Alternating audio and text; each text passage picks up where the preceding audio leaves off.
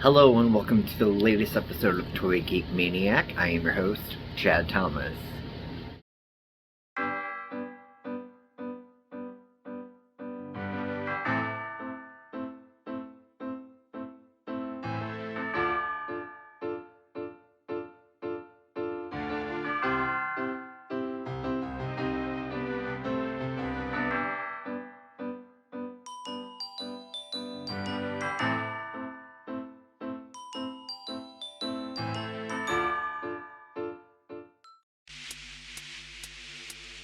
So I did two unboxing videos of two figures that I'm very excited for.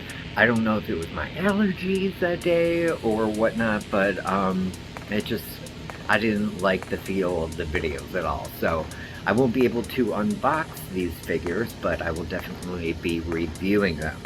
So let's take a look at Hasbro's G.I. Joe Classified Duke and Scarlett.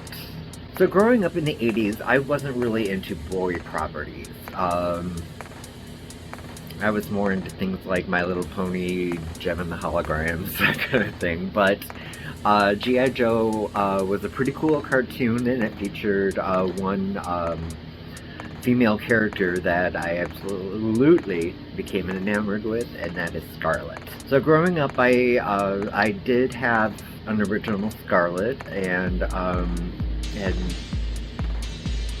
I mean, it was the 80s, wasn't really a great figure, and she didn't have a ponytail, so I took a piece of red fabric and glued it to the back of her head.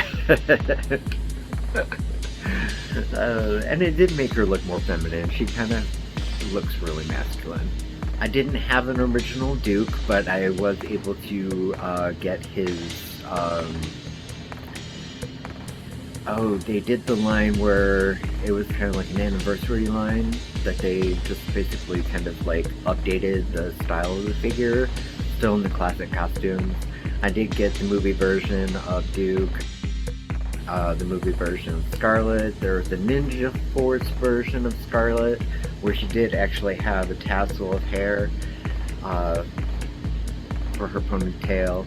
So now, let's just get into this. I'm trying not to make this a long video, so I'm going to go ahead and start with Duke. He has an amazing face sculpt. I mean, this figure is attractive. And the styling on the body, the uniform, the accessories is really top-notch. Range of motion in the head is actually really good, and there's not a lot of negative space underneath the chin, so it looks pretty natural. Nice looking down. Ooh. Well, that's fun. Oh, and there goes this backpack. This video is a hot mess. Okay, so the lateral lift in the arms is fairly decent. There's obviously 360-degree turns in the bicep and in the wrist. Double-jointed elbow that work pretty well. A nice bend forward. And really good bend backward. 360-degree waist. Lateral lift in the legs is pretty decent. The turns in the thigh. The boot turn, which I don't get. A really nice bend in the knee. Forward and back on the foot. And you get side to side that I really appreciate. Okay, so as far as accessories go, his backpack, which popped off while I was trying to fix his arm, and that just snaps in place on the back. He's got a belt that's got a removable, I'm pretty sure it's a comm device, and that belt is absolutely movable. On his right leg, he's got a holster and a removable gun. And I'm not well versed on like artillery names. Oh, popped off again. Come on now, Duke. Okay, this is gonna take me off. So his arm popping off is making me very angry. I'm trying to get him to hold this gun in both his hands. Okay, So that's going to be as close as I can get it for right now. I'll have to tinker around with it later because I need to move on to Scarlett. Now here is Scarlett. She also has an amazing face sculpt. Let me try to get better light here. Very intense blue eyes. She actually has earrings. I've noticed on promotional pictures that they gave her freckles, but I can't really determine any on her. But that's fine because I didn't think that was a great feature to begin with. I do wish her hair was redder instead of more orange. The lateral lift on her arms is not that great. This shoulder pad right here kind of hinders that. If it was more vinyl, I think it would be a little bit more flexible. It's got this nice little accessory in the back. These two knives are removable. She also, where are you at? Oh, has a removable knife up here. And then we'll get into her crossbow in just a moment. Head lift doesn't do much because of her ponytail. She does lift down pretty well. You can get a 360 rotation in spite of having that irremovable strap. It's just not come off. Semi-okay bend down forward. Very good back motion there. 360 degrees in the waist.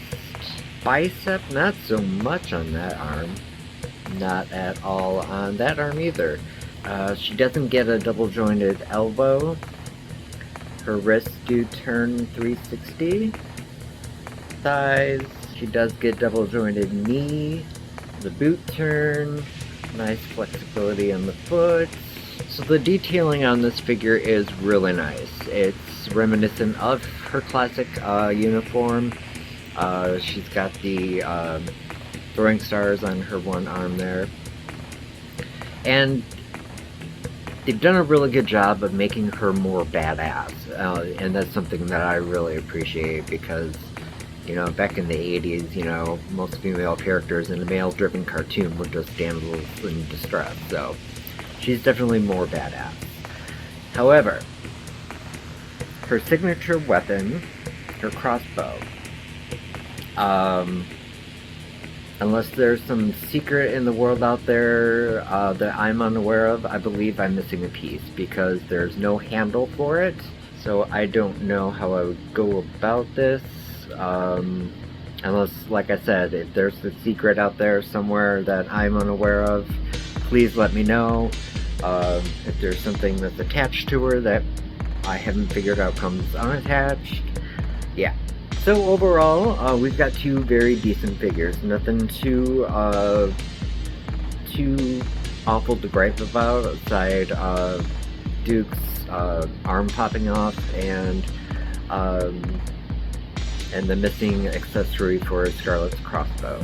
This is a very, very detailed and wonderful line. I'm really, I'm not sure I'm going to get all of the characters available. I haven't even seen these in stores yet. I had pre-ordered these through Hasbro. But I'm most definitely interested in Snake Eyes and possibly Destro. So we'll see how everything goes there. That is going to do it for this episode of Toy Geek Maniac. Thank you for sticking with me through this long episode. We certainly appreciate all the likes, the dislikes, the subscribers, and anyone who hits that notification bell to get notified whenever we do upload a video. So once again, thank you so very much. We certainly appreciate it. Love and light to you all.